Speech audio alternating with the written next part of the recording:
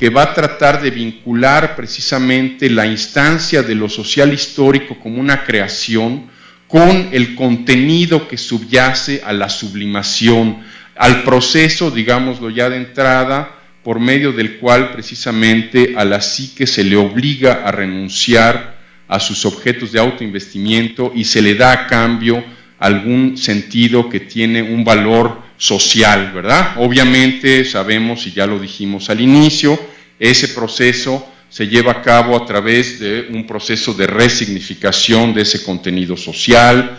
Obviamente, como hemos ya mencionado en otras sesiones, se trata en primer lugar de la figura del individuo social para cada sociedad histórica, etcétera, etcétera, ¿verdad? Y todo lo que eso supone en términos de la relación con la alteridad, el primer otro, la madre, la cuestión del odio, la cuestión del amor, del afecto, etcétera, ¿verdad? Todos esos contenidos van de alguna manera a atravesar la sesión del día de hoy. Les decía yo que es un salto un poquito lanzado, ¿verdad? Porque son realmente dos campos que tienen hay realmente una gran distancia entre esos dos campos, ¿verdad? El campo precisamente de la sublimación y el campo de lo social histórico, pero que, como ustedes saben, en el caso de Castoriadis, tiene un lazo muy estrecho, es decir, la sublimación tendría de alguna forma un contenido social histórico, pues, ¿verdad? Es decir, aquella renuncia que se le va a pedir a la psique, ¿verdad?, a cambio, digamos, de que sea ingresada en el mundo, es una renuncia que a la psique se le va a pedir en nombre de un contenido que tiene un carácter social histórico. Ese es un poco el tipo de reflexión que les voy a proponer el día de hoy. Vamos obviamente a pasar por el ejemplo de la sociedad capitalista, vamos a pasar también por el ejemplo de la creación de la sociedad, al final, digamos, de la sociedad medieval, ¿verdad?, de la Edad Media, y vamos a pasar obviamente también por la diferenciación que Castoriadis va a hacer respecto al nacimiento de la protoburguesía y el nacimiento del capitalismo, ¿verdad? Bueno, entonces esos van a ser, digamos, los contenidos que vamos a estar trabajando el día de hoy, siempre en dos partes. La primera sesión vamos a estar insistiendo, como decía yo, en la cuestión de lo social histórico y la significación imaginaria social. Vamos a retomar algunos de los elementos que ya hemos estado trabajando en sesiones anteriores, y en la segunda parte ya nos vamos a referir más a lo que es, digamos, el contenido social histórico de la sublimación. Voy a iniciar entonces la sesión del día de hoy, como decía yo, haciendo un repaso, digamos, del modo en el cual se vincula la instancia de lo histórico social con la significación imaginaria social. Voy a abrir la sesión del día de hoy con la lectura de una cita de Castoriadis que me parece que de alguna manera concentra la temática que nos va a estar refiriendo esta sesión. Nos dice así Castoriadis: ¿en qué medida y por qué medios los individuos pueden aceptarse como mortales sin compensación imaginaria instituida? Muy importante. ¿En qué medida y por qué medios los individuos pueden aceptarse como mortales sin compensación imaginaria instituida? Segunda pregunta: ¿en qué medida el pensamiento puede mantener juntos las exigencias de la lógica identitaria enraizada en el Legen y las exigencias de aquello que es y que no es seguramente identitario, sin anularse en la simple incoherencia? ¿En qué medida finalmente y sobre todo la sociedad puede reconocer verdaderamente en su institución su autocreación, reconocerse como instituyente, autoinstituirse explícitamente y sobrepasar la autoperpetuación de lo instituido, mostrándose capaz de retomarlo y de transformarlo según sus exigencias y no según la inercia de lo instituido, de reconocerse como fuente de su propia alteridad, nos dice Castoriadis. No es que esas cuestiones, que son las cuestiones de la revolución, rebasen las fronteras de lo teorizable, sino que más bien ellas se sitúan en otro terreno. Si esto que decimos tiene un sentido cualquiera, ese terreno es el terreno mismo de la creatividad de la historia, nos dice Castoriadis, ¿verdad? Creo yo que ese párrafo, que es un párrafo que proviene de la institución imaginaria de la sociedad, en la versión francesa, que es la que yo tengo, está en la página 319, es un párrafo que de alguna manera nos remite a esa problemática, es decir, en qué medida una sociedad es capaz precisamente de hacer un llamado y de alguna manera de ordenar su proceso de sublimación en función de valores que no niegan la alteridad y sobre todo que no se niegan a sí misma como alteridad. Ese es de alguna forma el contenido, digamos, que más concentra la sesión del día de hoy. Vamos entonces a hacer un pequeño repaso sobre algunas cuestiones. Decía yo al principio de esta sesión que nos encontramos en un momento en el que las sesiones sucesivas se van a ir ordenando en base a una lógica de cierre. Entonces me voy a permitir tomar algunos momentos para ir, digamos, asentando algunos conceptos que ya hemos de alguna manera repasado, pero que no está de más que vayamos dejando como ya bien afianzados, digamos, en nuestro trabajo, ¿verdad? Castoriadis nos dice, en primer lugar, la especie humana es un monstruoso accidente, nos dice. Es un monstruoso accidente porque es una especie radicalmente inepta para la vida. Es una especie que habría desaparecido si no hubiera creado una forma nueva, la sociedad como institución. La sociedad como institución que no es un contrato social, ni tampoco es una agrupación de individuos, nos dice Castoriadis. Sí es una fantástica unidad de diferentes mundos sociales. La institución es, pues, un conjunto de herramientas, de lenguaje, de maneras de hacer, de normas y de valores.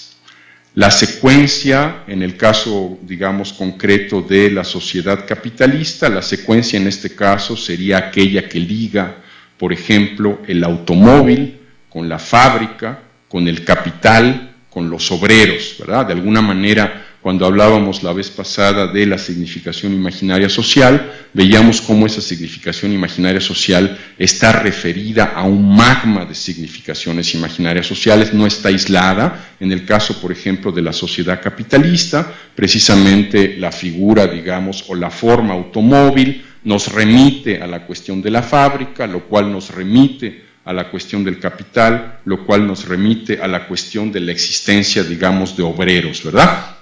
Una unidad que deriva a su vez de la cohesión interna de un entretejido de sentido y de significaciones, es decir, habría un sentido que atraviesa, en el caso del ejemplo que acabo de mencionar, habría un sentido que atraviesa precisamente automóvil, fábrica, capital, obreros, ¿verdad? Se trata de una significación imaginaria social que penetra la vida social, que la dirige y que la orienta, ¿verdad? El equivalente, digamos, de esa significación imaginaria social, para el caso, digamos, de aquellos pueblos que creen en ellos, serían precisamente los espíritus, ¿verdad? Los espíritus en el caso de las sociedades primitivas, ¿verdad? De alguna manera tendrían esa función de significación imaginaria social.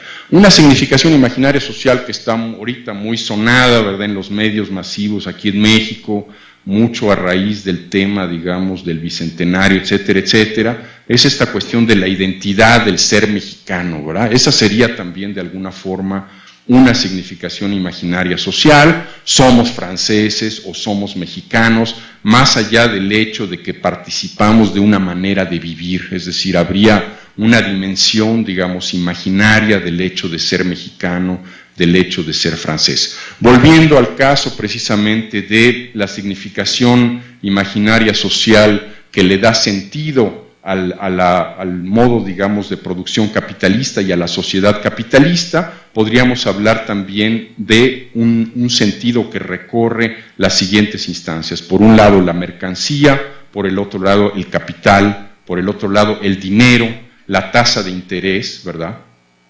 pero que también corresponde, por ejemplo, en el caso de la sociedad primitiva, al tabú, ¿verdad? En el caso de la sociedad tradicional, por ejemplo, a la virtud, ¿verdad? Y en el caso, por ejemplo, de la sociedad religiosa, al pecado, ¿verdad? Hace unos días, en una sesión precisamente de seminario en la maestría, uno de nuestros maestrantes hablaba de la cuestión de la obediencia en las comunidades. Ángel precisamente hablaba de la cuestión de la obediencia, ¿verdad? Significaciones imaginarias sociales. Hombre, mujer, niño son instituciones sociales, es decir, como habíamos establecido en una de las sesiones pasadas, habría, digamos, algunas instituciones que son transhistóricas, secundarias, otras que son primarias y otras que son específicas para cada sociedad. Sabemos que cada sociedad entiende una cosa distinta del hecho de ser un hombre, de ser una mujer o de ser un niño. ¿Por qué las significaciones imaginarias sociales son imaginarias? Son imaginarias porque no son ni reales ni racionales.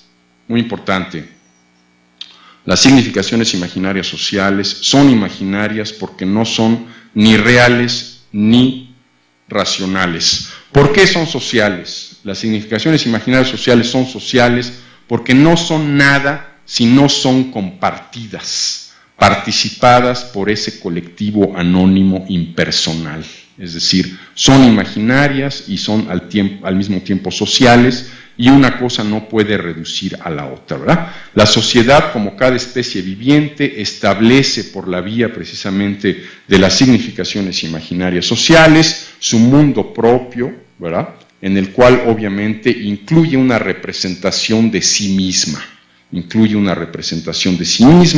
Ese sistema supone la transmisión de rasgos que no tienen ninguna base genética, es decir, uno es mexicano, ¿verdad?, o es francés, no por cuestiones obviamente genéticas, sino porque de alguna manera se comparte de modo entrañable las significaciones imaginarias sociales que le dan sentido al hecho de ser francés o al hecho de ser mexicano, ¿verdad? Como todos sabemos, eso supone también una versión del mundo que en el momento en el cual es puesta en entredicho, en general supone una amenaza mortal para la sociedad de la cual se trata. Es decir, toda sociedad tiene una versión del mundo y de sí misma. En el momento en el cual uno pone en duda esa versión del mundo, está uno atacando el centro mismo del sentido de cada sociedad de que se trata, ¿verdad? Todo cuanto aparece debe significar algo, nos dice Castoriadis. Y aquí una parte muy importante: no puede atribuirse una finalidad fuera de la conservación de su propia institución. Es decir, finalmente el sentido tiene que caber en la institución, ¿verdad? Ahora bien, ¿qué es lo que supone hablar, digamos, de la institución o en un momento dado posicionarse o, como decíamos en la clase pasada, en una de las sesiones pasadas, hacer teoría de la institución? Supone, antes que nada, que la institución y lo que uno va a teorizar puede ser separable, ¿verdad? Esta cuestión la veíamos la vez pasada, creo yo que es de mucha importancia. Según la postura castoridiana, es posible hacer teoría de la institución en la medida en que se puede cobrar distancia de la institución misma, es decir, en la medida en que se da aquello que en otro contexto hemos llamado la ruptura de la clausura, es decir, el nacimiento de la democracia y el nacimiento de la filosofía, ¿verdad? Una cuestión sumamente importante. Aquí habría una diferenciación también que vale la pena regresar sobre ella. Castoriadis, cuando habla de la posibilidad de que uno haga juicio sobre el ser viviente, habla de la posibilidad de que haya un metaobservador. Es decir, cuando uno ve la naturaleza, cuando uno mira las leyes físicas, la instancia del metaobservador es una instancia relativamente legítima. Cuando uno habla de la sociedad, es imposible hablar desde la postura de un metaobservador. ¿Por qué? Porque uno es parte de la sociedad, es decir, la institución se critica o uno tiene una postura crítica o deja de tener una postura crítica respecto a la institución, siempre siendo parte de esa institución, ¿verdad? Entonces hay una cuestión también muy importante. Respecto de nuevo a las dos dimensiones de la institución social, lo hemos visto ya, de alguna manera hemos insistido ya sobre ello, pero no está de más también, en la medida en que estamos en esa lógica de cierre, recordar algunas cuestiones fundamentales. La institución comporta dos dimensiones.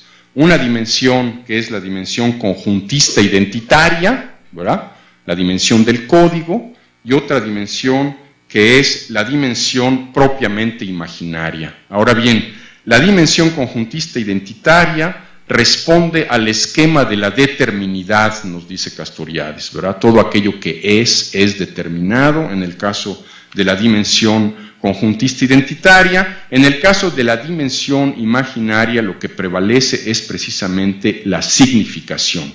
En ese sentido, la significación imaginaria social puede ser localizada, pero no está determinada,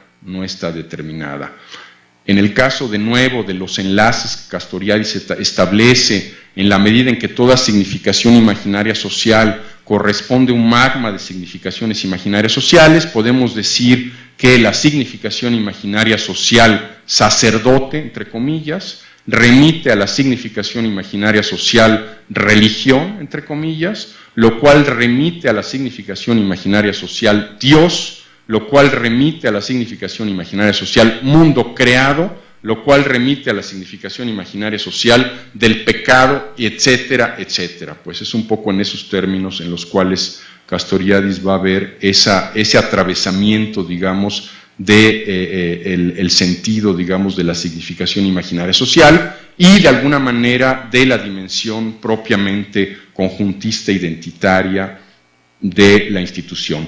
No están vinculadas entre sí las significaciones imaginarias sociales por condiciones ni necesarias ni suficientes, ¿verdad? Tampoco las significaciones imaginarias están construidas, en esa medida, de aquí un poco la crítica como mistificadora de la posibilidad de deconstruir la significación imaginaria social. La significación imaginaria social no está, digamos, vinculada entre sí por condiciones necesarias ni suficientes y no puede ser construida de manera analítica. Lo social histórico, en esa medida, crea un nuevo tipo de orden. Esta cuestión es también sumamente importante, creo yo que es parte, digamos, del aporte grande, digamos, de Castoriadis a la filosofía de lo social, es decir, finalmente lo social histórico es un nuevo tipo de orden, es una creación ontológica, nos dice Castoriadis, ¿verdad? No se puede derivar las formas de la sociedad a partir de condiciones físicas o características permanentes del ser humano, como por ejemplo el deseo.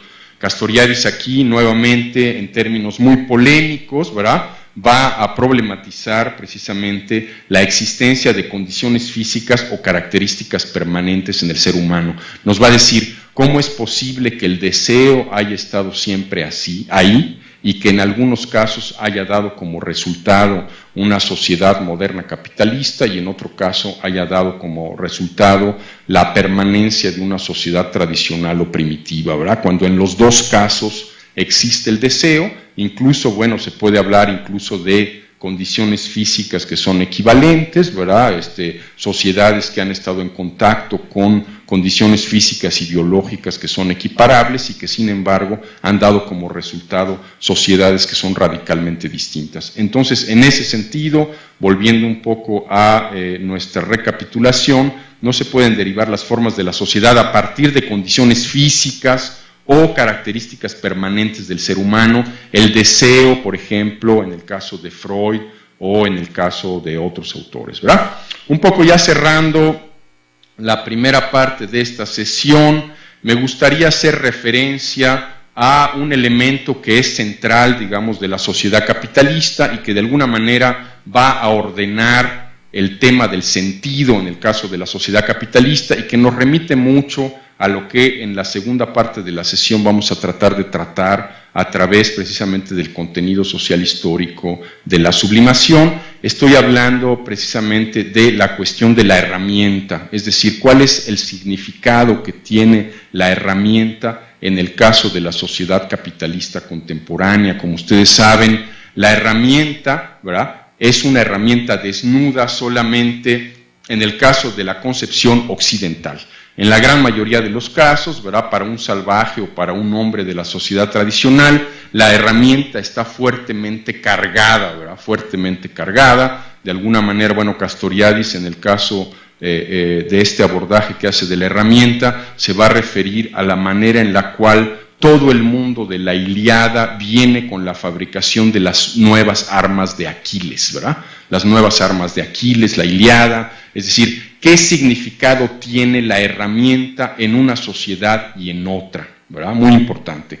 Les voy a decir por qué es muy importante, porque precisamente en el caso del contenido social histórico de la sublimación que vamos a trabajar en la segunda parte de esta sesión, vamos a estar trabajando sobre un tema que efectivamente ya cuando hablábamos del fenómeno burocrático lo habíamos estado tratando, que es la cuestión del poder ilimitado de la técnica, el poder ilimitado de la técnica. De alguna manera, si hay algo que subyace como sentido a la significación imaginaria social de la herramienta en el mundo, digamos, de la sociedad capitalista, es precisamente esa condición omnipotente de la herramienta, es decir, la herramienta todo lo puede de alguna forma, ¿verdad?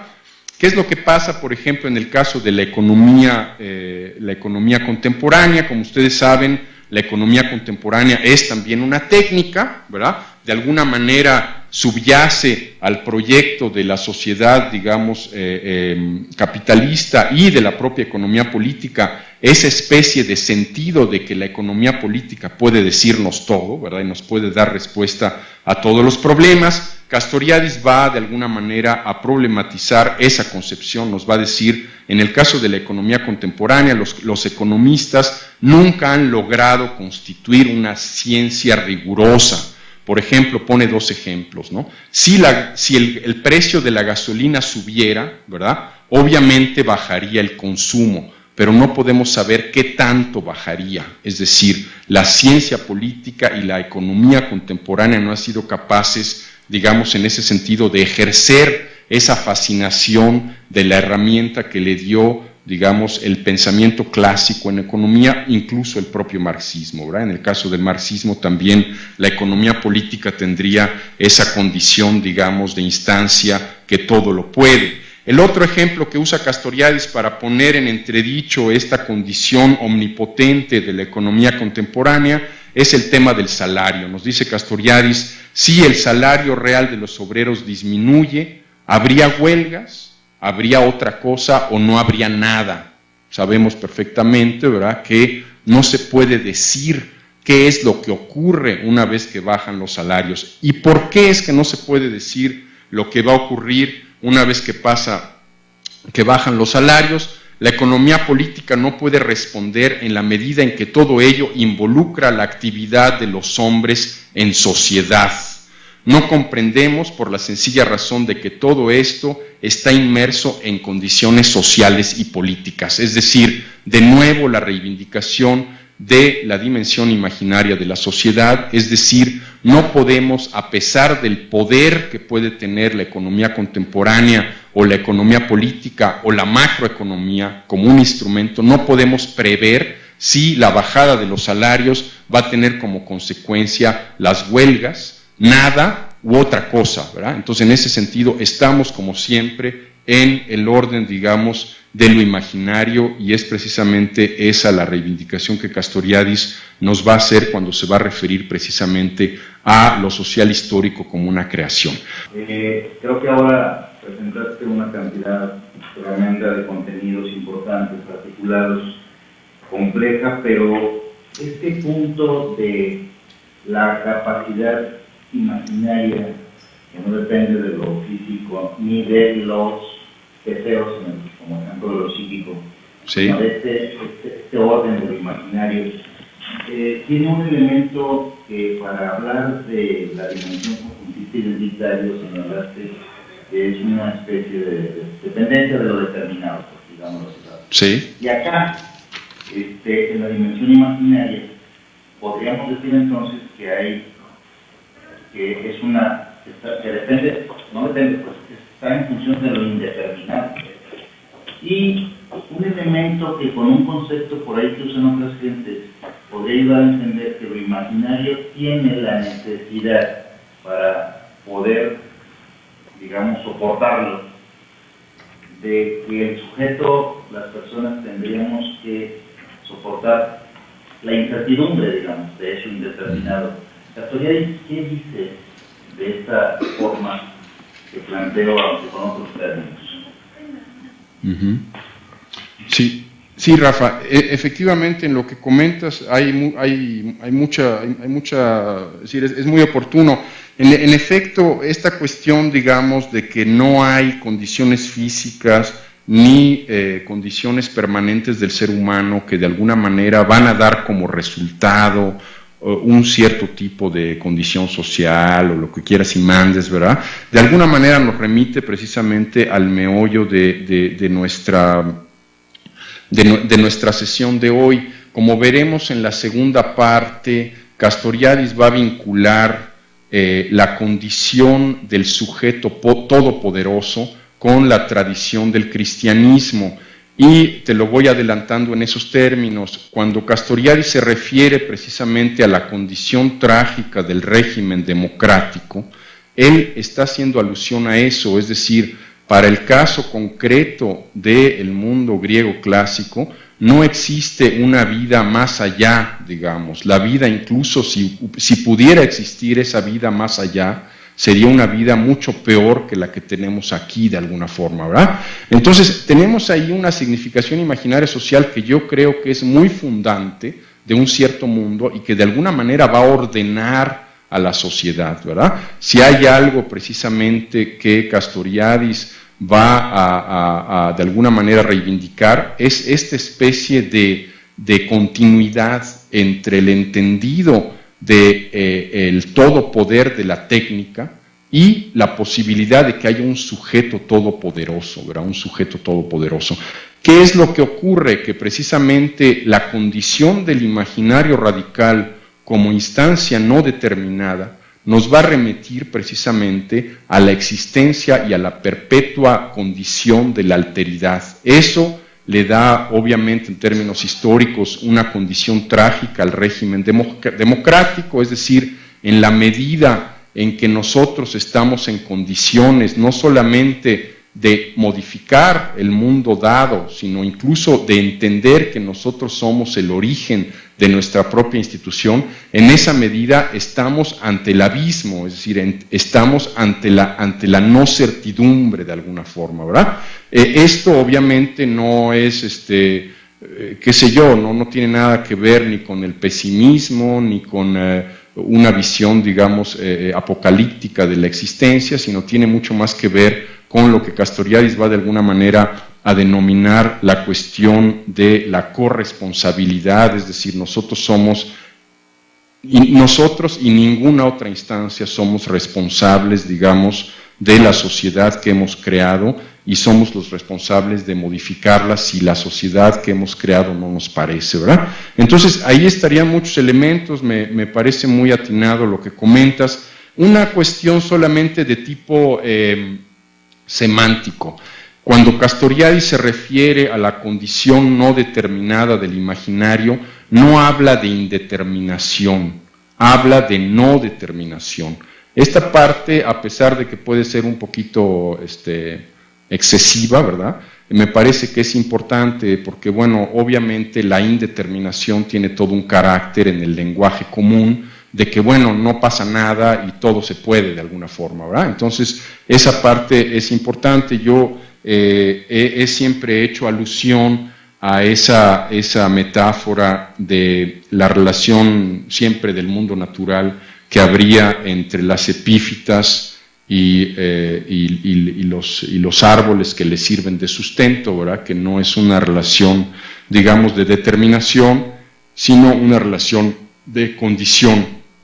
Es decir, lo que ligaría de alguna forma la sociedad con el mundo físico y el mundo biológico no es una relación de determinación, es una relación de condicionamiento, ¿verdad? Pero la condición no supone la determinación, es decir, el hecho de que lo biológico esté en la base de lo social no supone que eso biológico va a determinar las formas sociales, ¿verdad? Entonces sería nada más esa cuestión. Respecto al otro tema, me parece fundamental, repito, creo yo que vamos a tener oportunidad de regresar sobre ello en la segunda parte de la sesión y espero también en las sesiones sucesivas, porque realmente si hay algo que caracteriza la condición de la sociedad autónoma en proyecto, es precisamente eso que, bueno, de alguna forma tú lo denominaste la incertidumbre y que podría ser de alguna forma también, más que nada, este posicionarse ante la alteridad y posicionarse ante el abismo, ante lo sin fondo, ante el caos, ¿verdad? Entonces, iría un poco por ahí. Vamos a regresar sobre ello, pero bueno, te agradezco mucho el comentario.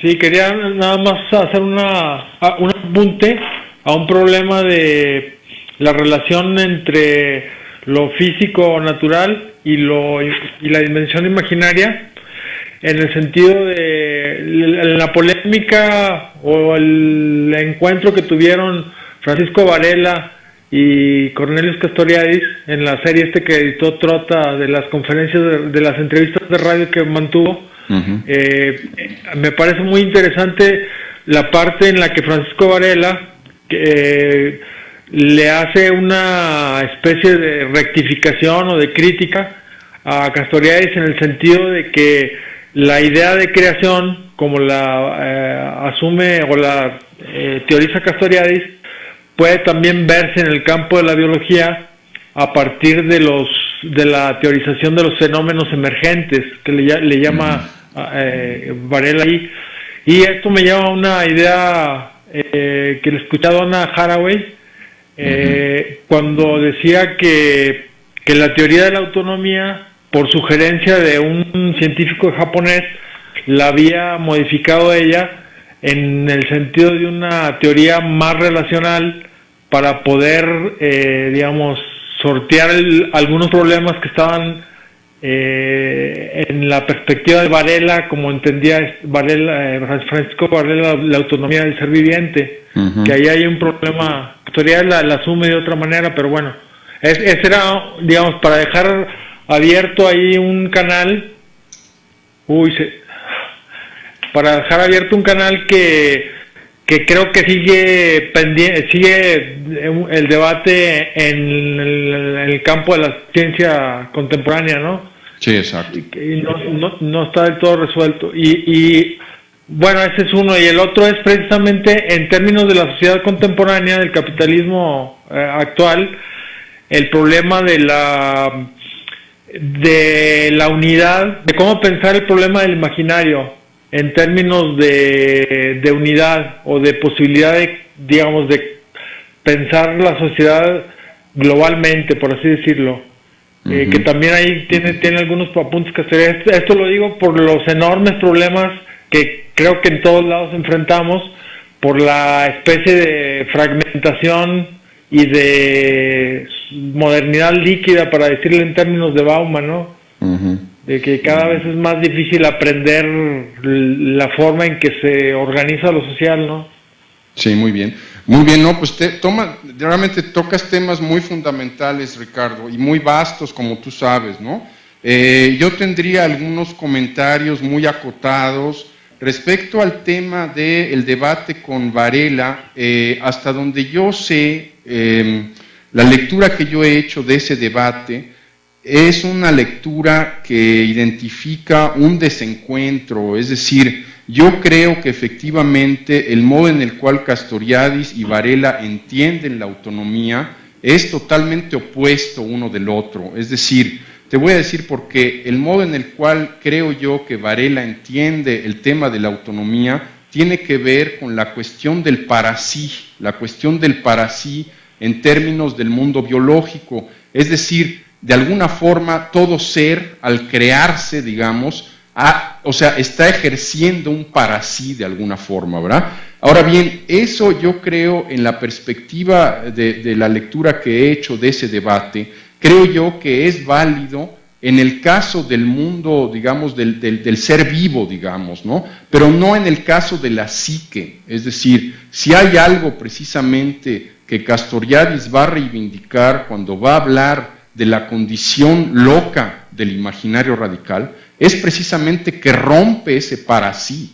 Es decir, habría ahí, si quieres, una discusión larga que valdría la pena a lo mejor retomar. ¿En qué medida el para sí no es redimensionado cuando se trata de la psique? Yo creo que sí. Es decir, efectivamente, el sentido para la psique es un sentido que va mucho más allá, que rebasa radicalmente lo biológico. Es decir, en el caso, qué sé yo, de fenómenos como el suicidio, o de fenómenos como, qué sé yo, los hombres bomba, ¿verdad? O los kamikaze, ¿verdad? Es decir, ahí estamos ante un fenómeno en el cual el para sí de ese ser viviente que sería el sujeto humano, es un para sí que rebasa radicalmente la condición de lo biológico. Es decir, alguien es capaz de matarse por una idea, de matarse y de dejar de existir biológicamente por una idea. En ese sentido, yo creo que hay una diferencia muy radical en esa condición precisamente del para sí. Es decir, el para sí para el caso, digamos, del ser viviente, en el caso de Varela, es un para sí de conservación, ahora sí que biológica. A lo mejor es un poco esquemático lo que estoy diciendo, pero en el caso de el para sí para la psique, tenemos, digamos, que entrar en otra dimensión, que es la dimensión del sentido. Es decir, finalmente, el sentido que puede tener aquel, digamos, que se suicida, ¿verdad? Lo que hace es, digamos, conservar una imagen de sí más allá de la condición biológica de su existencia. Es decir, deja de existir, pero deja de existir en un acto que lo conserva a sí mismo como imagen, digamos, ¿verdad? Entonces, ¿qué es el para sí en el caso de la dimensión psíquica? Yo creo que ahí es donde está precisamente el debate. Ojalá y podamos regresar sobre él, ¿verdad? Yo creo que es un debate muy actual, ¿verdad? Y que tiene realmente una gran relevancia. En ese sentido, más que una respuesta, estoy dándote como que un poco los elementos que me parece que habría que acotar de ese debate. La otra cuestión respecto a la sociedad contemporánea, efectivamente, cuando Castoriadis de alguna manera se refiere, y bueno, hay textos largos de él, incluso hay un artículo y creo que hay un volumen también, ¿verdad?, que se llama así, cuando Castoriadis se refiere precisamente a la cuestión de la fragmentación, hace sobre todo referencia al problema de la privatización, es decir, el individuo privatizado, ¿verdad?, que es el individuo que caracteriza a la sociedad contemporánea, es un individuo que es el resultado de esa fragmentación. Es decir, en la medida en que no haya un espacio, digamos, de lo social, un espacio, una esfera realmente de lo privado público, en la medida en que lo privado público esté avasallado de modo, digamos, radical por los intereses privados, ya sea de empresas o de comunidades, en esa medida la posibilidad de que el sujeto autónomo en este caso, salga del mundo de lo privado, es una posibilidad que no existe, pues, en pocas palabras, ¿verdad? Entonces, pensar, digamos, en la cuestión, digamos, de la fragmentación en términos globales, a mí me parece que tiene que pasar por ahí. Es decir, ¿cómo le hacemos para recrear y resignificar un espacio de lo privado público donde realmente la sociedad sea sociedad, donde realmente la sociedad, en nombre, si quieres, de cuestiones a lo mejor muy retóricas como el interés común o como el bien público, etcétera, etcétera, se esté creando a sí misma? ¿Cómo le hacemos para regresar a ese momento en donde la sociedad no se fragmenta en la vida privada, no se fragmenta en los intereses de tipo privado, sino que realmente la sociedad es una sociedad que se quiere como sociedad? Es decir, es una sociedad en la cual prevalece un espacio de lo público, un espacio en el cual esa sociedad se está autocreando, se está autoalterando de modo consciente. Obviamente, ¿verdad?, estamos en el plano de lo político, esa posibilidad existe para Castoriadis, en la medida en que existe, ¿verdad?, el proyecto de la sociedad autónoma, ¿verdad? Entonces iría un poco por ahí como yo lo veo, pues, esa cuestión de la fragmentación.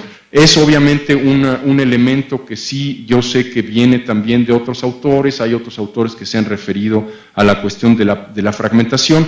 La lectura que yo hago va en términos más bien de ese proceso de privatización, es decir, la privatización del individuo, que es realmente la condición por excelencia de la sociedad contemporánea.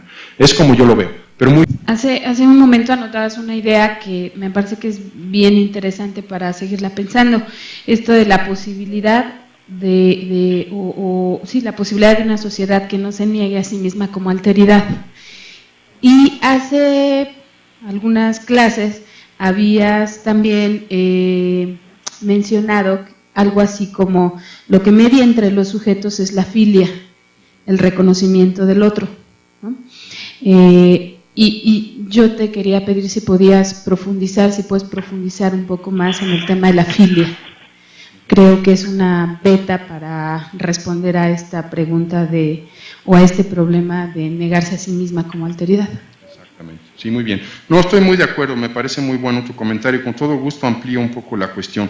En efecto, obviamente, bueno, cuando ustedes, si ustedes se acuerdan, cuando Castoriadis habla del inconsciente, ¿verdad?, y cuando habla de la psique, dice, en realidad se trata ahí de un flujo afectivo, representativo e intencional. Afectivo, representativo e intencional. ¿Qué dimensión puede tener esa posición en el campo digamos, de lo histórico?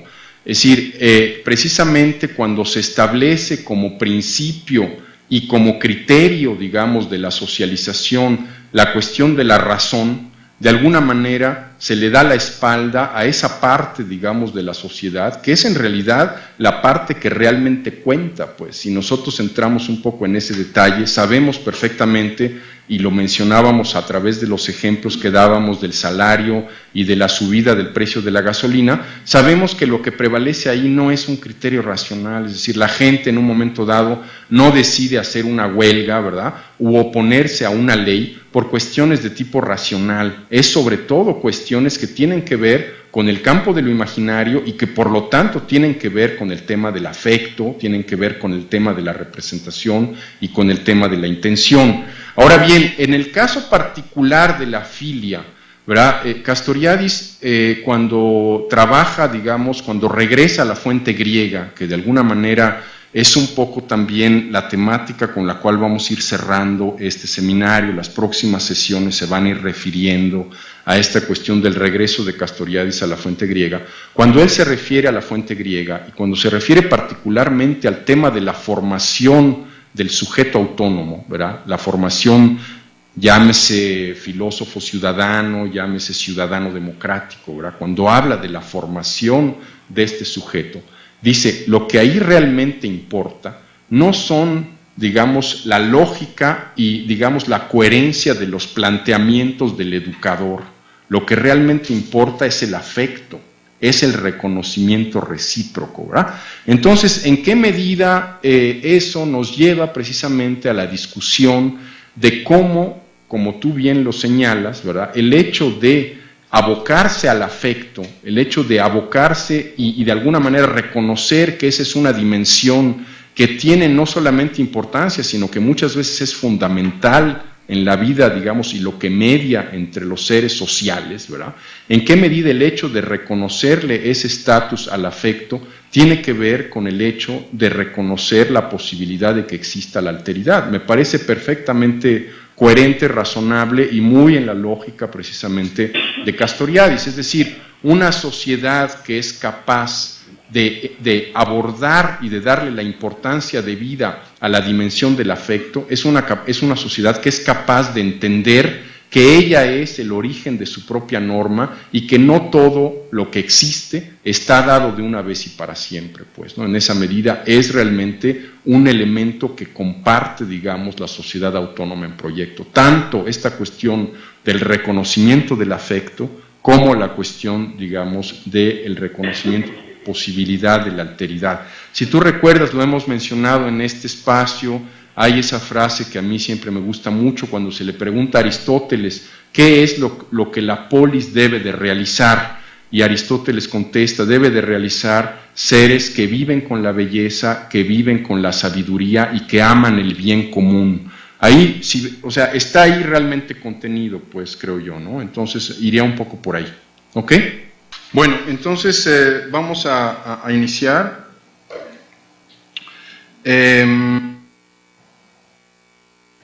Bueno, había una cuestión que creo yo que era de mucha importancia y lo hemos estado tratando de en las últimas sesiones, igual también en la primera parte de esta sesión, que sería un poco este enlace o esta, digamos, organicidad entre lo que sería la significación imaginaria social y el magma de significaciones imaginarias sociales, ¿verdad?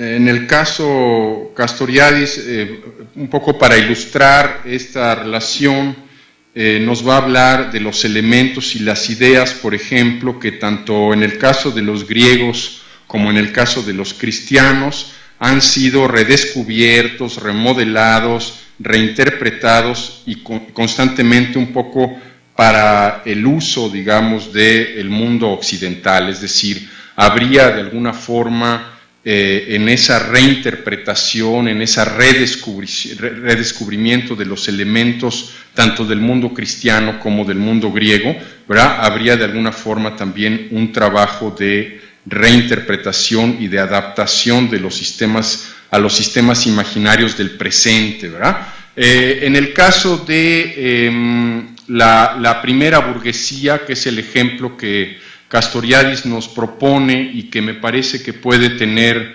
utilidad para el tipo de planteamiento que estamos haciendo aquí. Castoriadis nos dice que en los siglos XI, XII y XIII, ¿verdad?, aparece, digamos, la primera burguesía a raíz precisamente de la creación de ciudades libres, ¿verdad? Nos habla precisamente de que estas ciudades libres escapan al dominio del orden existente, en particular feudal y señorial, ¿verdad?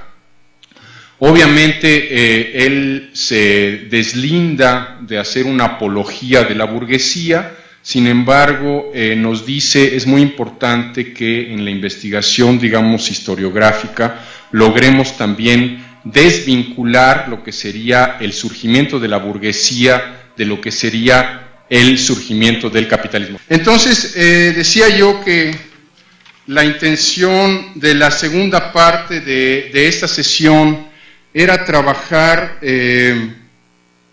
esa articulación, digamos, entre lo que sería la significación imaginaria social y el magma, ¿verdad? El magma de significaciones imaginarias sociales.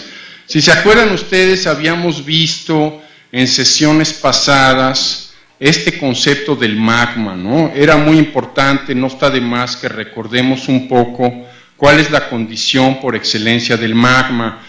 Castoriadis, cuando utiliza la noción de magma, lo que está tratando un poco de salvar es esa lógica que hace que la totalidad sea la suma de las partes de alguna forma, ¿verdad?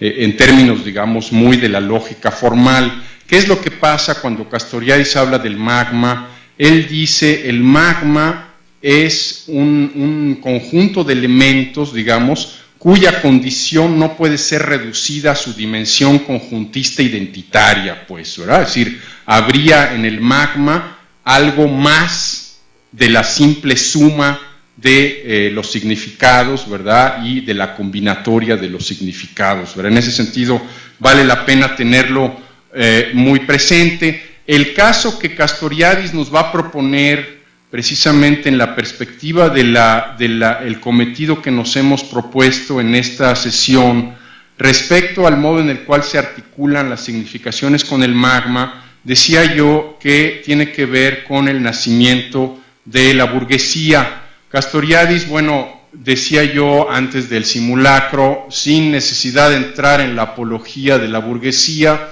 va a ser una distinción radical entre lo que sería el nacimiento de la protoburguesía en el contexto de las ciudades libres, ¿verdad?, al final de la Edad Media, y lo que sería ya propiamente el capitalismo, básicamente en el siglo XVII, la revolución industrial, etcétera, etcétera.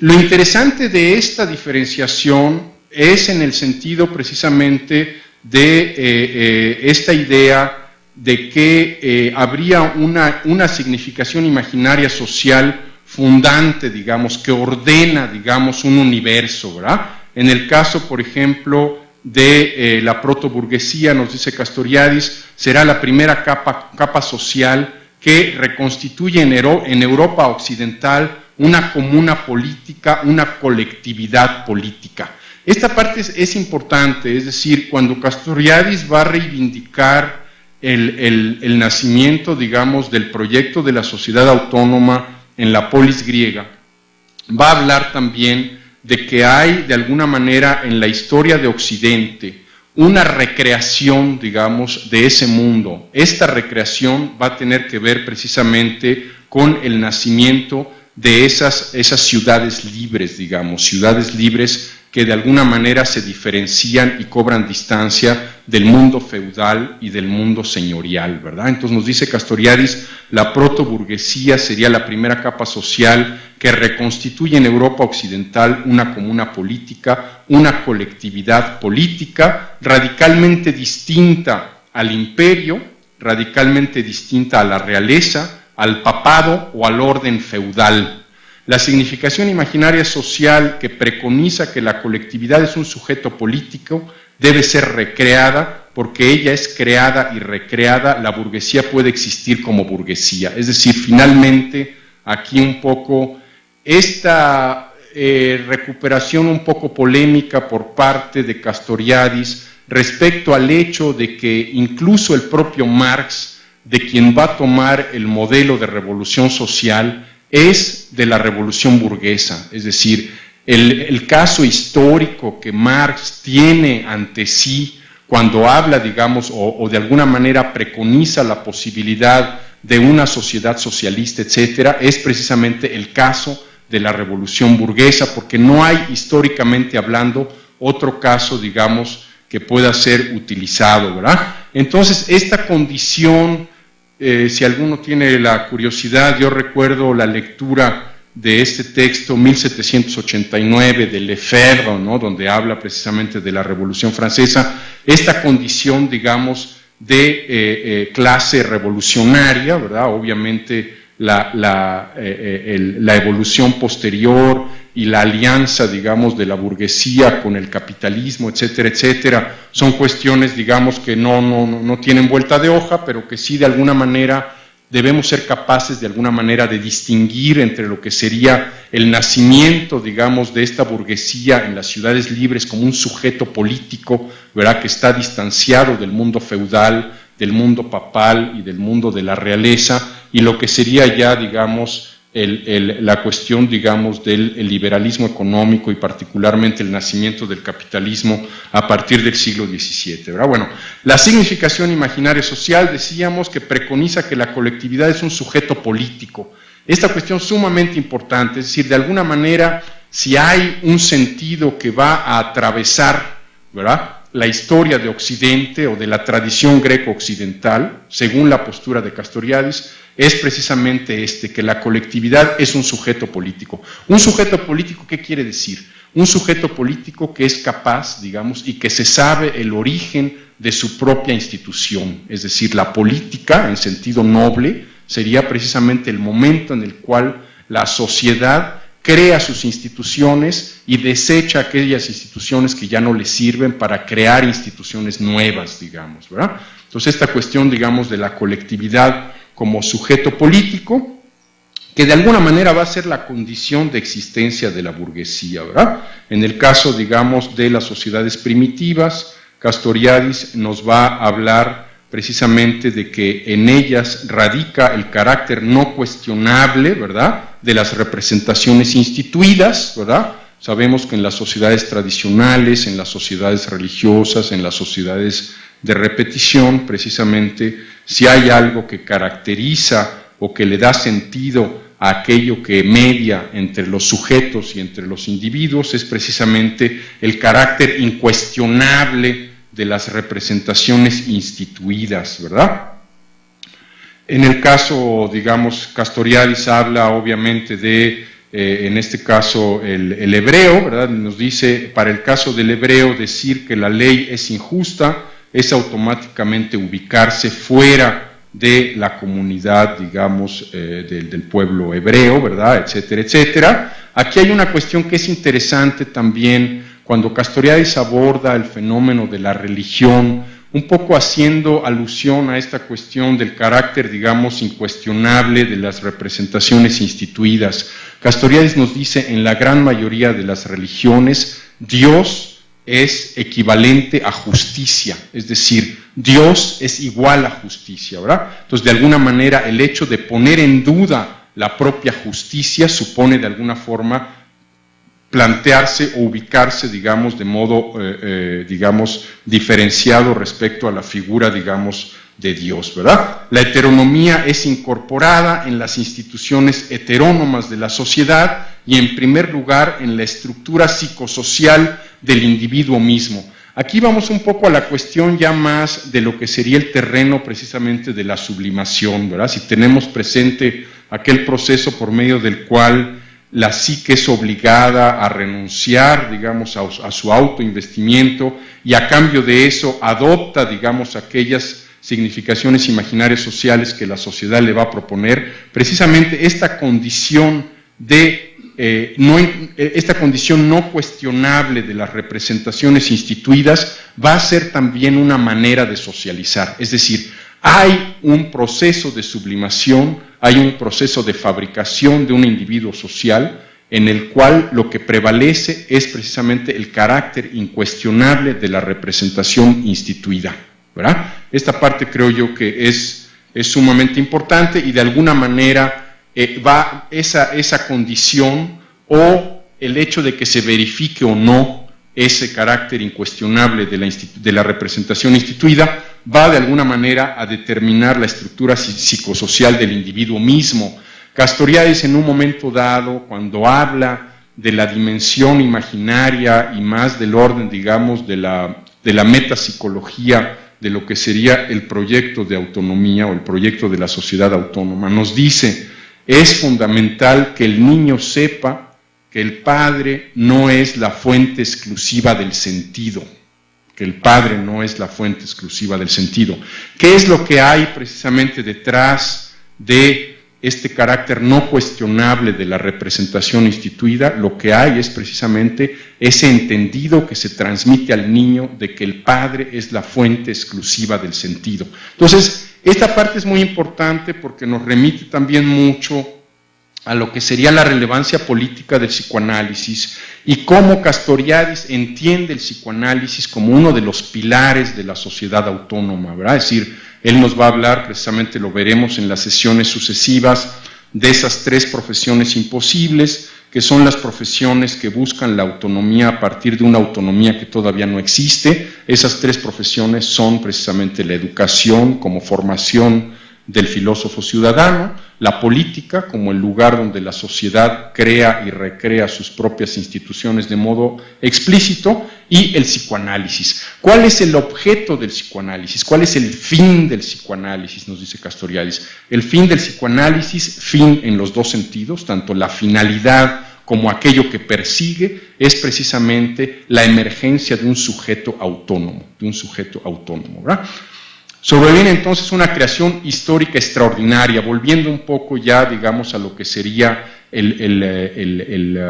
la trayectoria, digamos, de la sociedad de repetición en la que prevalece precisamente el carácter no cuestionable de la representación instituida. Castoriadis nos va a decir, sobreviene entonces una creación histórica extraordinaria, por primera vez en Grecia y luego se retoma con rasgos nuevos en Europa occidental, a partir del fin de la Edad Media, 1500, nueva forma de lo existente, sociedades que cuestionan ellas mismas su institución, la ley de su existencia y que lo hacen conscientemente. Esto a pesar de que, bueno, para aquellos que estamos familiarizados, digamos, con la democracia, entendida obviamente como un procedimiento, el hecho de ir cada 6 años a escoger a los representantes, etcétera, etcétera, resulta un poco chocante, es decir, de alguna manera estamos acostumbrados a que el modo en el cual hay reemplazo de las instituciones en la sociedad sea a partir, digamos, del ejercicio de esa autoalteración por parte de la sociedad, pero lo que sí Castoriadis creo yo que tiene el mérito de recordarnos es precisamente que eso es una creación histórica, que esa condición de una sociedad que explícitamente se autoaltera es una forma histórica que no es universal, que solamente ha existido en el caso de algunas sociedades, lo que él de alguna manera va a identificar con la sociedad autónoma en proyecto, ¿verdad?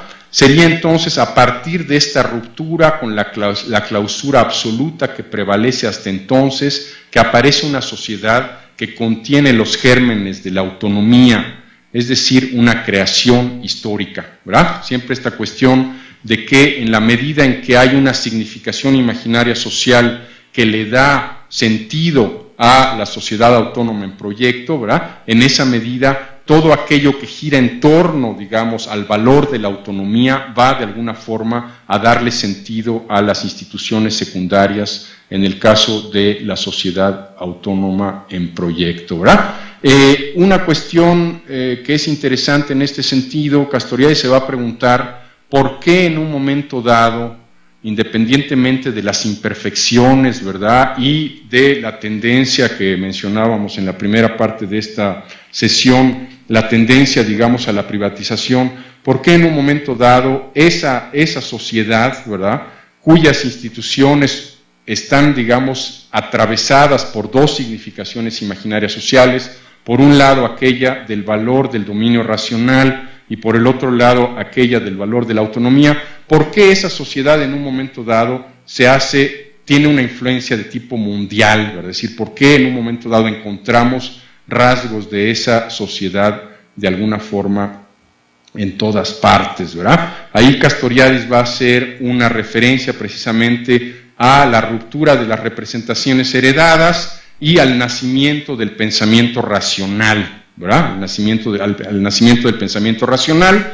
y lo va a ligar Castoriadis, y aquí es la parte que me parece medular de esta segunda parte de la sesión, lo va a ligar de alguna forma Castoriadis con la condición cristiana de la Europa moderna, ¿verdad? La condición cristiana de la Europa moderna.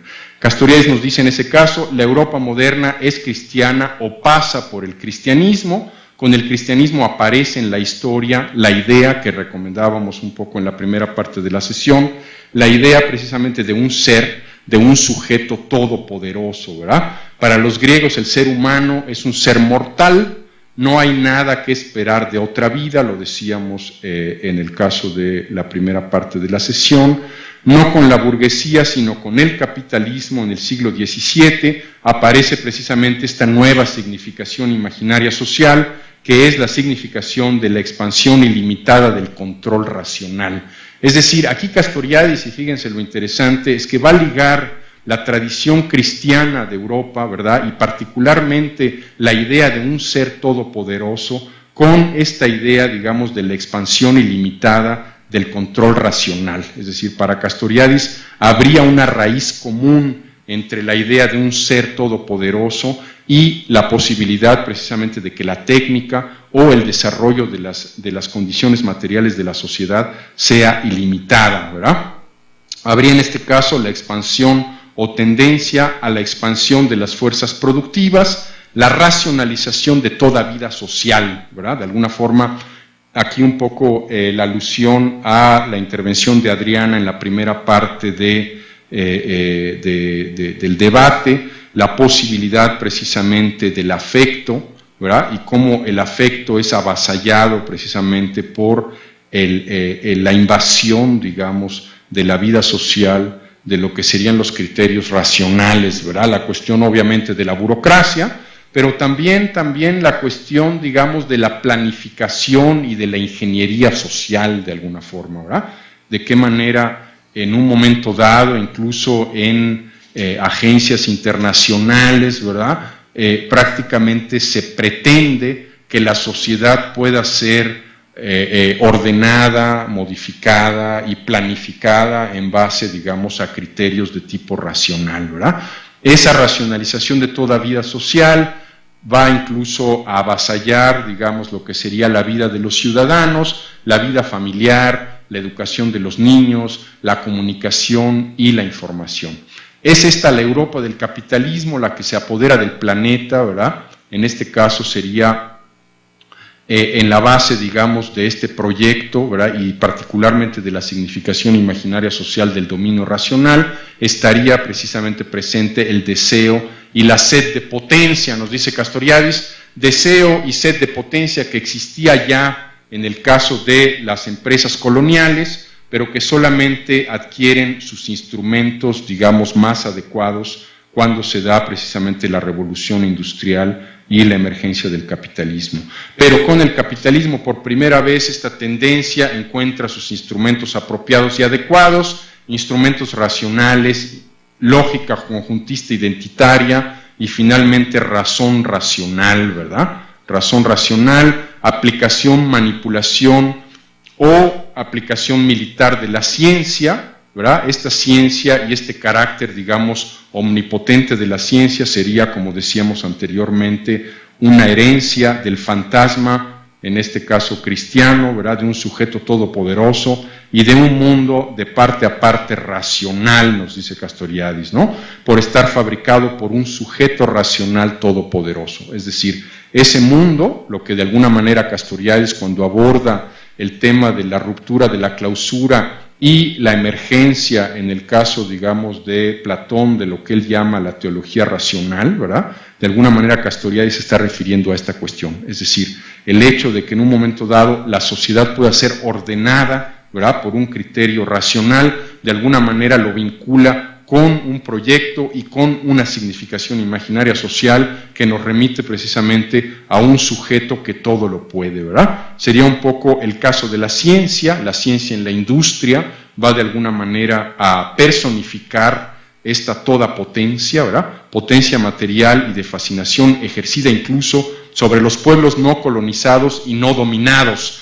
Aquí es muy interesante porque, es decir, se tiene tendencia a pensar. Y aquí, bueno, todo un debate incluso con el propio Blanchard, ¿no? Respecto a la alienación, digamos, de la burguesía respecto a sus propias instituciones. Castoriadis, cuando habla de que en efecto la burguesía está alienada a sus propias instituciones, también se está refiriendo a esta cuestión. Es decir, finalmente la fascinación por el poder ilimitado de la ciencia es una fascinación que no solamente es ejercida y copiada por los pueblos colonizados, sino también es una fascinación ejercida y copiada por los pueblos en los países desarrollados. Es decir, habría en los países desarrollados, en una enorme medida, ¿verdad? Y lo hemos visto, qué sé yo, cuando hemos analizado fenómenos tan básicos como puede ser la cuestión, ahora últimamente lo estaba yo oyendo en las noticias, la cuestión, digamos, de la alimentación chatarra y el tema de la obesidad, ¿verdad?, en países desarrollados, ¿verdad? De alguna manera lo vemos también ahí, es decir, habría de alguna forma en esa concepción de la ciencia como algo que es capaz de todo, ¿verdad? Habría de alguna forma también una fascinación respecto a un sujeto que todo lo puede, digamos, de alguna forma, ¿verdad? Esta fascinación, repito, no es una fascinación solamente, digamos, transferida a los pueblos colonizados, ¿verdad? Es una fascinación que también tiene una realidad en el caso de los pueblos en los países desarrollados, ¿verdad? Todos los pueblos, en el caso, por ejemplo, de los países en desarrollo o emergentes, todos los pueblos, desde la miseria, imitan el modo de vida y la organización capitalista de la sociedad, ¿verdad? Esto no solamente es un hecho, digamos, factual, físico, ¿verdad?, que de alguna manera norma el ordenamiento de la sociedad, sino también es un fenómeno del orden de la fascinación. Es decir, habría un proceso, digamos, identificatorio que va de alguna forma a subyacer a esa fascinación por el todo poder de la ciencia, ¿verdad? Ese proceso identificatorio tiene, como lo decíamos anteriormente, como el lugar de inspiración la posibilidad de que haya un ser que es capaz de hacer todo, un ser, digamos, todopoderoso, ¿verdad? Un poco ya cerrando, siempre en el caso de la posibilidad de la sociedad autónoma, Castoriadis nos va a decir, existiría en un caso la posibilidad de que los hombres se movilizaran para transformar a la sociedad y establecieran una sociedad autónoma cuando ésta se manifiesta como la portadora, la condición que supone que emerjan nuevos valores en la vida social histórica.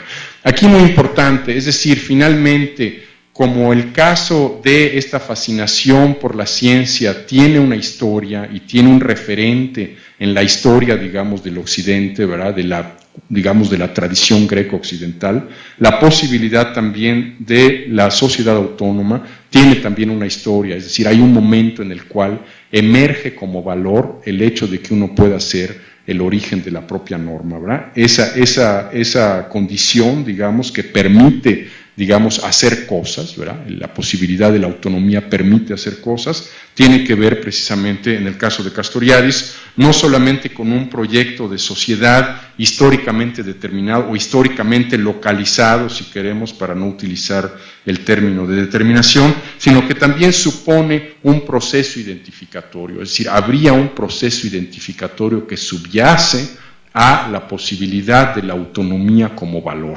Ese proceso es precisamente un proceso del cual hemos ya hablado, es un proceso donde la alteridad y la posibilidad de la autoalteración tiene valor, es decir, nosotros no solamente queremos ser el origen de la propia historia o de la propia institución, sino que además nos gustamos como tal y somos capaces de alguna forma incluso de morir, digamos, por esa significación imaginaria social de la autonomía. Sí, una rápida sobre el problema de la tecnología, que tiene que ver también con reflexiones que ya se han realizado.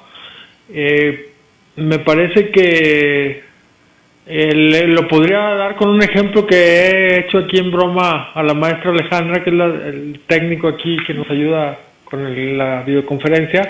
Adelante. Diciéndole cuando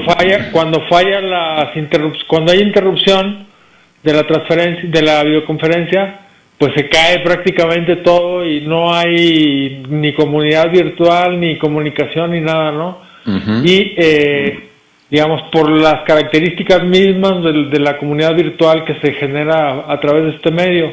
Uh-huh. Y la importancia que tiene la tecnología es tan fuerte que se disuelve prácticamente lo que generamos en términos de colectivos, ¿no? Y si se teorizara esa interferencia tecnológica hasta sus últimas consecuencias, tendríamos ahí problemas para dar cuenta de la misma desde la perspectiva castoridiana, porque separa, digamos, lo imaginario, dándole un peso muy fuerte a lo subjetivo, y deja el objetivo, digamos, como supeditado al sentido, al significado que se le da en términos imaginarios. Uh-huh. Y no sé, para ponerlo únicamente como un ejemplo, ¿no? Sí. Y ahí es donde entra ya ideas que he introducido en otros momentos, ¿no?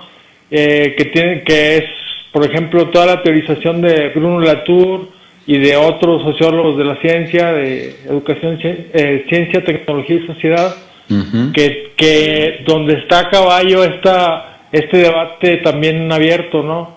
Me parece que Daniel Cabrera lo muestra de una manera bastante muy interesante en el texto que mencioné sobre la tecnología que escribe desde la perspectiva de Castoriadis, porque ahí permite entender cómo aún a pesar de que presenta la complejidad de abordar el problema de la tecnología contemporánea y de que dice que solo la aborda desde una parcela muy, muy específica, que sería la manera en que concebimos las nuevas tecnologías en términos imaginarios, o como un imaginario, ¿no? Incluso se llama así la parte esa, las nuevas tecnologías que funcionan como un imaginario social, en los términos en que tú ya lo dibujaste, ¿no? Como omnipotencia, etcétera. Sí. Así nada más para apuntar una vía. Sí, no, muy bien, estoy muy de acuerdo con tu comentario, Ricardo. Efectivamente, Daniel Cabrera hace un desarrollo muy interesante y va en el sentido que tú propones, es decir, finalmente, en qué medida esa toda potencia de la técnica es algo que le da un poco de sosiego a nuestros espíritus, ¿verdad? De alguna forma estaríamos un poco por ejemplo, en el caso de la red, ¿verdad? Y de la red social y el uso del Facebook, etcétera, ¿no? Estaríamos ante fenómenos en los cuales más bien tenemos un paliativo para pensar en que hay una socialidad entre nosotros, cuando en realidad esa socialidad, no obstante, se pone en juego una tecnología de altísimo nivel, realmente no existe. Es decir, en la gran mayoría de los casos, como sabemos, lo que se incluye en el Facebook pues son, qué sé yo, eventos que casi no tienen ninguna diferencia los unos entre los otros, etcétera, etcétera. Es decir, habría incluso ahí una tendencia a banalizar la información y a entender la socialidad como un mero simulacro, ¿verdad? Cuando realmente la socialidad pues está atravesada por el significado, está atravesada precisamente por la significación imaginaria social, y en el caso de la sociedad autónoma está atravesada precisamente por el valor compartido de la autonomía, pues en esos términos, ¿no? Entonces estamos muy de acuerdo. Yo creo que sí, parte de el trabajo que tenemos que hacer consiste precisamente en no dejarnos, digamos, fascinar por ese imaginario tecnológico del cual habla Cabrera y al cual tú haces alusión, y que de alguna manera puede perfectamente sustituir aquello de lo que tanto necesitamos en el mundo contemporáneo, que es precisamente la socialidad y la existencia de una comunidad política, pues, ¿no? Entonces sí estaríamos muy de acuerdo en ese sentido. Te agradezco mucho tu comentario, Ricardo. Sí, bueno, respecto a la sublimación como ese proceso mediador, ¿no?, entre lo que son las significaciones histórico-sociales y que van a dar, dice Castoriadis, una compensación que satisfaga de alguna manera el trueque de ese impulso, de ese deseo interior que tiene que reprimirse de alguna manera, hacer el trueque y entonces tener el satisfactor con la significación social. Yo no pensaba, porque se hablaba de esta también situación de crisis que permitiría la alteración, pensaba en la sociedad de Ciudad Juárez en este momento, ¿no?, con todas esas significaciones histórico-sociales que la sostenían, y yo hablo en pasado porque me parece que en este momento hay una ruptura de las posibilidades de esa significación social, en especial entre la vida y la muerte, porque ya no hay garantía de vida. Entonces, ¿qué respuesta tienen?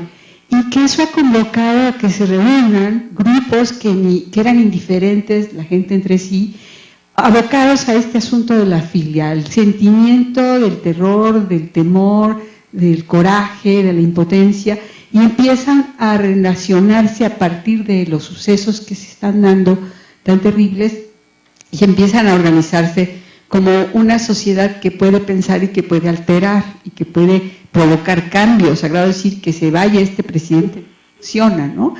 Y escuchar la semana pasada en una reunión en la Facultad de Economía en la UNAM, que hubo una reunión con una serie de grupos que, igual que en Ciudad Juárez, han tenido esta, digamos, desilusión de sus significaciones sociales que alteran su situación social propiamente dicha.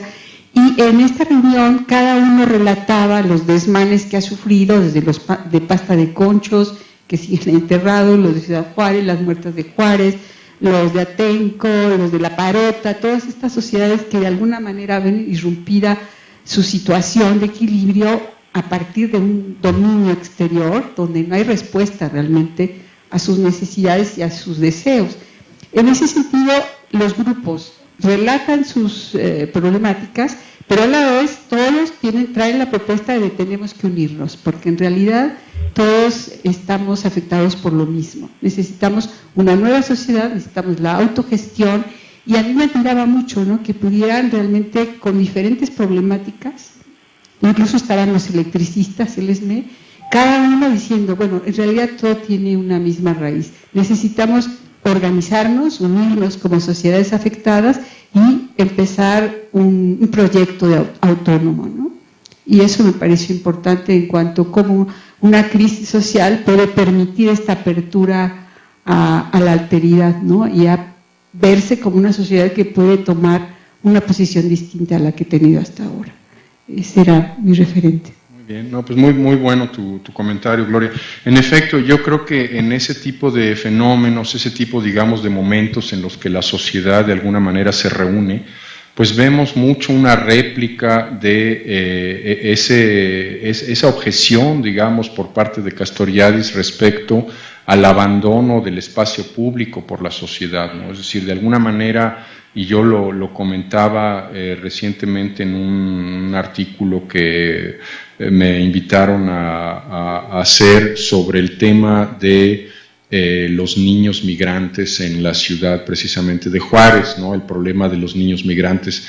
Y entonces yo decía que en realidad gran parte de los problemas que tiene nuestra sociedad mexicana, no solamente, pero en particular nuestra sociedad mexicana, se deben precisamente al abandono de ese espacio, es decir, de alguna manera ese espacio a través de la mistificación del representante, a través de la mistificación del experto, la gente ha dejado el quehacer político en manos de otros, han abandonado, digamos, ese quehacer político. Es muy interesante y al mismo tiempo es inquietante. Yo creo que efectivamente el tipo de fenómenos que tú estás describiendo son muy significativos, es decir, de repente la gente reacciona ante una situación y trata de tomar en sus propias manos su propia vida, ¿verdad? Lo cual es una cosa sumamente importante. Ahora bien, ahí la cosa que en un momento dado puede ser inquietante es hasta qué punto es realmente un movimiento de reacción, hasta qué punto la gente está de alguna manera tomando las cosas en sus manos porque está reaccionando ante la arbitrariedad de las instituciones, la arbitrariedad de la violencia, etcétera, etcétera, y en qué momento, ¿verdad?, eso realmente corresponde a un proyecto social, es decir, en qué momento realmente lo que se quiere no solamente es sobrevivir ante una situación impuesta, y hasta qué punto realmente lo que se quiere es retomar las riendas de la sociedad y realmente hacer una alternativa política de una sociedad distinta. Eso es realmente lo que es muy inquietante y lo que realmente no nos debe, digamos, ahora sí que no nos debemos de dormir en los laureles, ¿verdad? Decir, no, bueno, pues es que ya la gente, como reaccionaron ante la violencia, pues ya no hay bronca, ¿verdad? O sea, ya ahí viene el proyecto de la sociedad autónoma y la gente ya se va a interesar en política y etcétera, etcétera, ¿no? Es decir, uno debe de alguna manera de conservar siempre esa especie de capacidad de decir, bueno, a lo mejor en un momento dado la gente está reaccionando, ¿verdad? Y a lo mejor en otro momento efectivamente hay una vocación por una sociedad distinta y hay realmente un proyecto, ¿no? Lo que mencionábamos mucho cuando nos referíamos al modo en el cual Castoriadis critica el movimiento obrero. Decía, lo que ocurrió en Europa es que el movimiento obrero en un momento dado decidió luchar para consumir más. Es decir, si nosotros luchamos para consumir más, lo que estamos haciendo es reafirmando la condición por excelencia de la sociedad capitalista, pues, ¿no? Entonces, ¿en qué medida todas estas reacciones, todos estos movimientos muy positivos, yo los veo con muy buenos ojos, ¿verdad? Todos esos movimientos realmente tienen en la perspectiva una sociedad distinta y en qué medida solamente son momentos en los que la gente pues ve afectados sus intereses y reacciona en consecuencia, ¿verdad? Esa es realmente la pregunta que nos debemos siempre de hacer, pues, ¿no? Entonces iría un poco por ahí la cosa. ¿Alguna otra cosa, algún otro comentario? Sí, aquí en Ciudad Sureste, sí. Rafael. A ver, sí, adelante. Aquí en Ciudad Sureste, mi nombre es Manuel Martínez. Mira, hola, ¿qué tal? Mucho gusto. Hola, hace 3 sesiones que me acabo de incorporar, por eso te lo comento, porque no sé si esta inquietud que tengo y que te voy a comentar ahora, ya lo comentaste o lo vas a comentar después. Adelante. Lo que pasa es que me ha llamado mucho la atención cuando hablaste de lo que menciona Castoriadis sobre 3 profesiones imposibles. Que según lo que entendí lo menciona de esa manera, lo caracteriza de esa manera porque coadyuvan o son profesiones que pueden coadyuvar a la autonomía. Hablaste de educación, política y psicoanálisis. No sé si ya hablaste de ello, si ya profundizaste en ello o lo vas a hacer después, pero me interesa mucho el tema. Sí, qué bien. No, pues te agradezco mucho tu intervención y mucho gusto. Mira, precisamente la última sesión, la sesión número 18, si no tienes el programa, te lo hacemos llegar con todo gusto. La sesión número 18 se llama El trabajo por la autonomía y las profesiones imposibles. Es un tema que sí hemos estado tocando de modo, digamos, colateral a través de las sesiones anteriores, pero que nos vamos a abocar a él de modo particular precisamente en la última sesión.